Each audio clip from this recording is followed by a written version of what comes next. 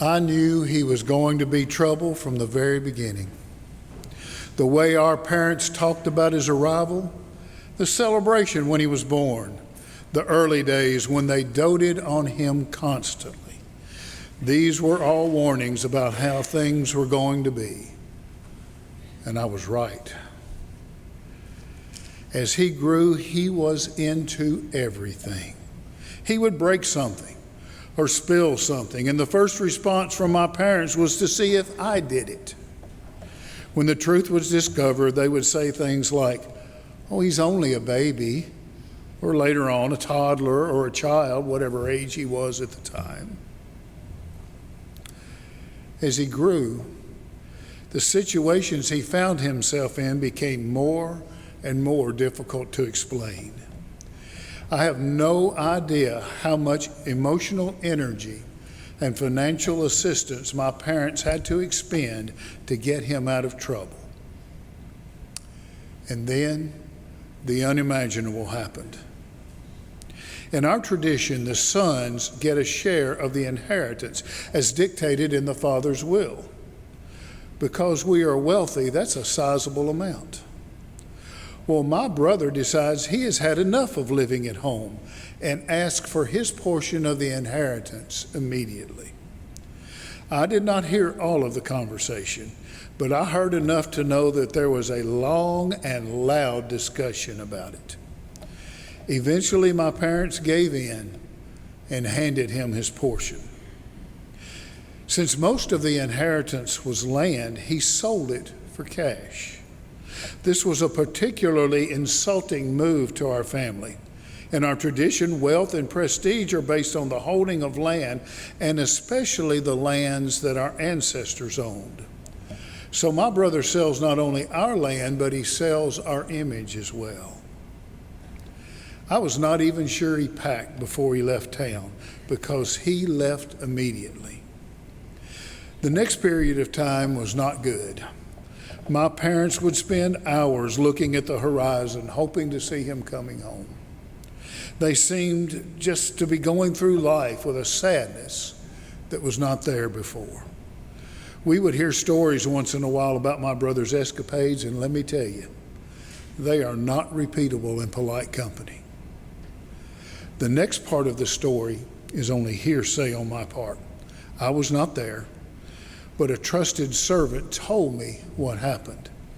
Apparently, during one of my parents' horizon-staring sessions, they saw my brother coming toward the house. Before you know it, they were running to greet him with hugs and kisses, giving him one of the finest robes from the closet, and putting a family heirloom ring on his finger. He was home, just like nothing had ever happened. As I was coming in from the field where I'd been working, I heard a big party going on. I called the servant over to see what was happening, and he filled me in. As you can imagine, I was quite mad. How could they do this to me? Give a party for the person who had shamed our family in the most despicable ways possible? He did not deserve a party. He deserved to be kicked back to the sin-infested place he had just left. At this point, my parents heard I was outside, refusing to come in, and they come try to talk to me. They give all the reasons for welcoming him back. He's still our son. We love him and are celebrating his return. It does not matter what he has done. Our love has never wavered for him, and he is back where he belongs. I am sure they thought this would sway my thinking, but I shared some thoughts of my own. Who was here working the fields while he was off playing?